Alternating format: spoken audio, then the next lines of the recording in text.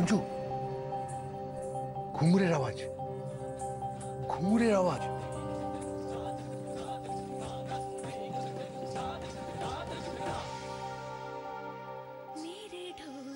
এই সময় তো ঝিল নাচ করতো। ওর দুঃখ হলে, কষ্ট হলে, রাগ হলে, অভিমান হলে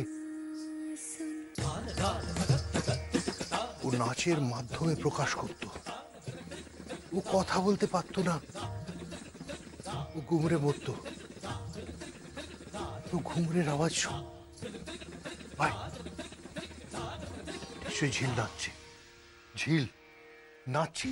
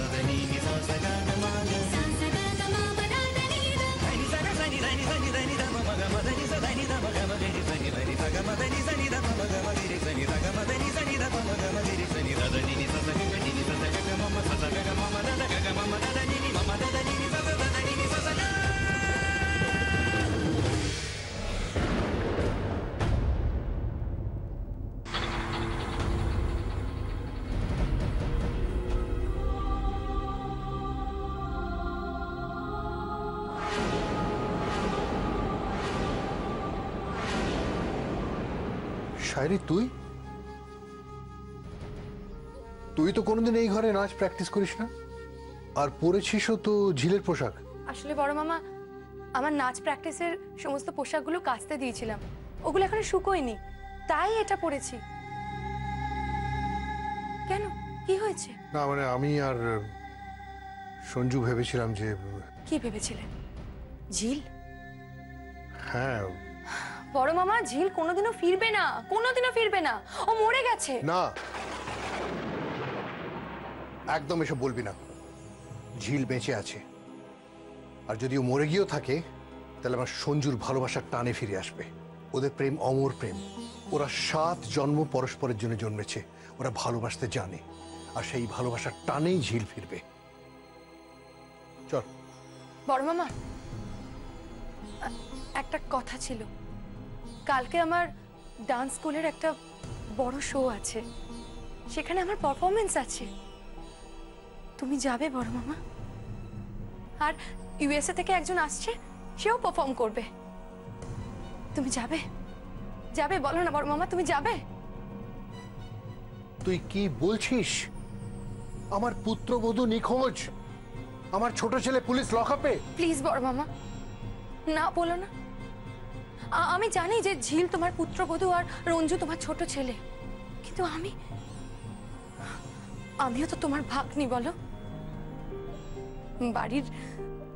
বাড়ির একটা লোকও আমার পারফরমেন্স দেখতে যেতে চাইছে না।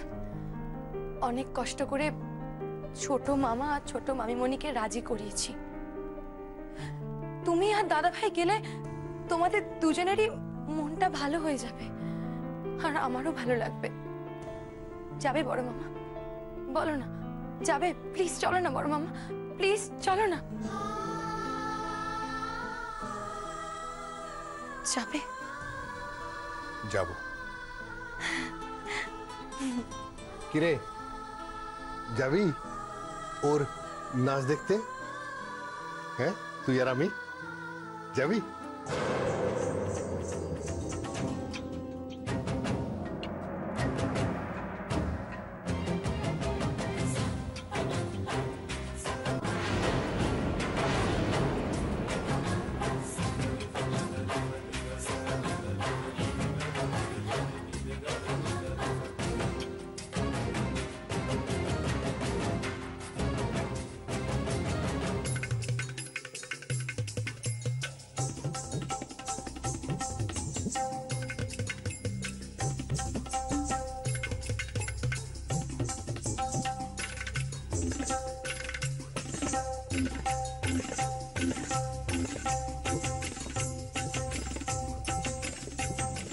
সঞ্জু,